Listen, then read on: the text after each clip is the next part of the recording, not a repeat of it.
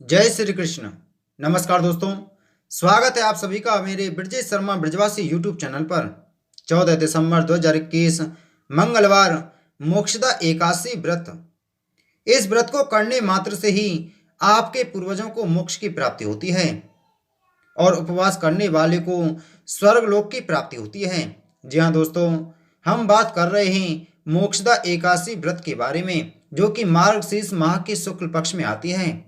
इस एकादशी को मोह का नाश करने वाली एकादशी भी कहा जाता है और यह एकादशी विष भगवान श्री हरि विष्णु को समर्पित है। दोस्तों, हमारे शास्त्रों के अनुसार जब द्वापर युग में श्री कृष्ण महाभारत के युद्ध में अर्जुन को ज्ञान दे रहे थे, उस समय मोक्षदा एकादशी का समय ही चल रहा था। इसलिए इसे गीता जयंती के नाम से भी जाना जाता है। इस एकादशी को बहुत ही महत्वपूर्ण माना गया है, क्योंकि इस दिन व्रत रखने से मोक्ष प्राप्ति के साथ अनंत गुना लाभ भी प्राप्त होता है। इस दिन भगवान विष्णु के साथ श्री कृष्ण की भी पूजा की जाती है और गीता के 18 अध्यायों की पूजा भी की जाती है। मोक्षदा एकादशी का शुभ मुहूर्त: एकादशी तिथि प्रारंभ 13 दिसंबर सोमवार को रात 9:35 से। एकादशी तिथि समाप्त 14 दिसंबर मंगलवार को रात 11:38 पर। पारण का शुभ मुहूर्त 15 दिसंबर बुधवार सुबह 7:55 से 9:57 तक। मोक्षदा एकादशी व्रत पूजा विधि: इस दिन प्रातःकाल में उठकर स्नान आदि से निवृत्त होकर व्रत का संकल्प लेना चाहिए।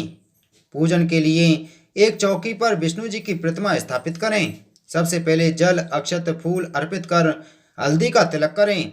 भगवान को धूप दीप नैवेद्य अर्पित कर मोक्षदा एकादशी व्रत का श्रवण करना चाहिए। पूजन के अंत में आरती करें। उसके बाद प्रसाद ग्रहण करके दिन भर यथाशक्ति व्रत रखें और व्रत का पारण अगले दिन शुभ मुहूर्त में करें। इसी के साथ इस एकादशी को विशेष रूप से कुछ बातों का ध्यान रखना चाहिए।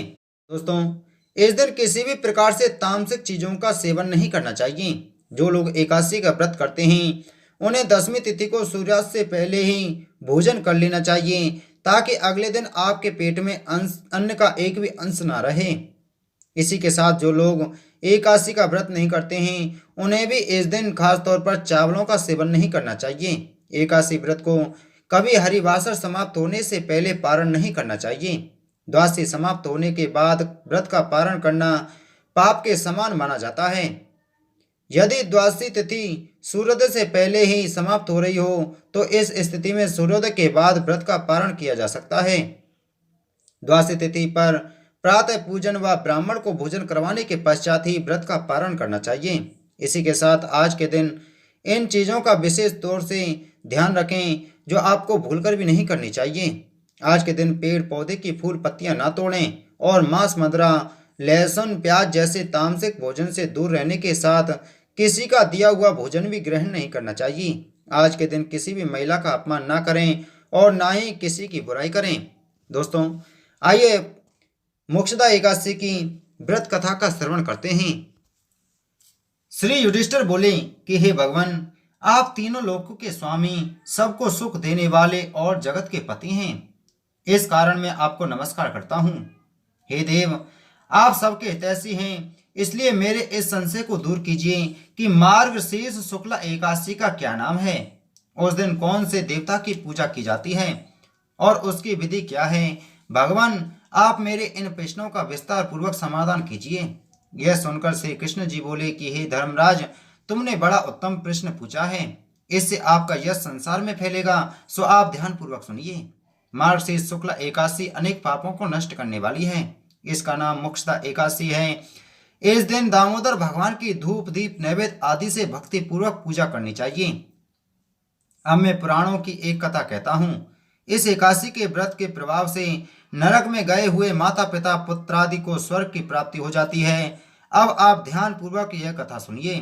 प्राचीन गोकुल नाम के नगर में वैखानस नाम का एक राजा राज्य करता था। उसके राज्य में चारों वेदों के ज्ञाता ब्राह्मण रहते थे। वह राजा अपनी प्रजा का पुत्र व्रत पालन करता था। एक समय रात्रि को स्वप्न में राजा ने देखा कि उसका पिता नरक में पड़ा है। स्वप्न देखकर राजा को आश्चर्य हुआ और प्रातःकाल होते ही विद्वान ब्राह्मण के सामने अपनी स्वप्न कथा कहने लगा। हे ब्राह्मणों, रात्रि को स्वप्न में मैंने अपने पिता को नरक में पड़ा देखा है और उन्होंने मुझसे कहा है कि हे पुत्र, मैं नरक भोग रहा हूँ, मेरी यहाँ से मुक्ति करो। अब मैं क्या करूँ, कहाँ जाऊँ? इस दुख के कारण मेरा शरीर तप रहा है। आप लोग मुझे किसी ऐसे तप, दान, व्रत आदि को बतावें जिससे पिता की मुक्ति हो। उस पुत्र का जीवन व्यर्थ है जो पिता का उद्धार ना करे। राजा के ऐसे वचन सुनकर ब्राह्मण बोले, हे राजन, यहाँ से कुछ दूर पर वर्तमान भूत भविष्य के ज्ञाता पर्वत नाम के ऋषि का एक आश्रम है। आप यह सब बातें उनसे जाकर पूछ लीजिए, वे आपके प्रश्नों का उत्तर भली भांति दे सकते हैं। यह सुनकर राजा मुनि के आश्रम पर गया।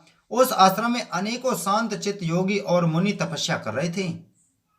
उसी जगह चारों वेदों के ज्ञाता साक्षात ब्रह्मा के समान पर्वत मुनि बैठे थे। राजा ने वहां जाकर उनको साष्टांग प्रणाम किया।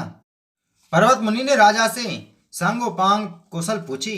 राजा ने कहा कि महाराज, आपकी कृपा से मेरे राज्य में पूरी तरह कुशल है, परंतु अकस्मात एक विघ्न आ गया है जिससे मेरे चित्त में अशांति छा गई है। ऐसा सुनकर पर्वत मुनि ने एक क्षण के लिए अपनी आंखें बंद की और भूत भविष्य को विचारने लगे। फिर बोले, हे राजन, मैंने अपने योग बल से तुम्हारे पिता के सब कुकर्मों को जान लिया है। उन्होंने पूर्व जन्म में कामातुर होकर सौत के कहने पर स्त्री को ऋतु दान मांगने पर भी नहीं दिया। उसी पाप के फल से तुम्हारे पिता को नरक भोगना पड़ा है। तब राजा बोला कि महात्मन, मेरे पिता के उद्धार के निमित्त कोई उपाय बताइए। पर्वत मुनि बोले, हे राजन, मार्गशीर्ष शुक्ला एकादशी को उपवास करके उसके पुण्य को अपने पिता को संकल्प कर दे। उस एकादशी के पुण्य के प्रभाव से अवश्य ही आपके पिता की मुक्ति होगी। मुनि के वचनों को सुनकर राजा अपने महल में आया और कुटुंब सहित इस मोक्षदा एकादशी का व्रत किया। फिर उस उपवास के पुण्य को राजा ने अपने पिता को अर्पण कर दिया। उस पुण्य के प्रभाव से राजा के पिता को मुक्ति मिल गई और स्वर्ग में जाते हुए अपने पुत्र से कहने लगा कि हे पुत्र, तेरा कल्याण हो। यह कहकर स्वर्ग को चला गया।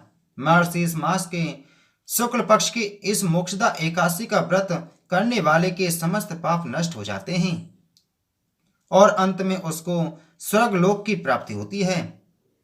इस व्रत से बढ़कर मोक्ष देने वाला अन्य कोई व्रत नहीं है। इस कथा को पढ़ने तथा सुनने से वाजपेय यज्ञ का फल मिलता है। यह व्रत मोक्ष देने वाला तथा चिंतामणि के समान सभी चिंताओं को दूर करने वाला है। इति श्री मोक्षदा एकादशी व्रत कथा संपूर्ण। बोलो विष्णु भगवान की जय, बोलो कृष्ण भगवान की जय। दोस्तों, वीडियो को ज़्यादा से ज़्यादा शेयर करें और चैनल को सब्सक्राइब करें। आप सभी को जय श्री राधे, जय श्री कृष्ण।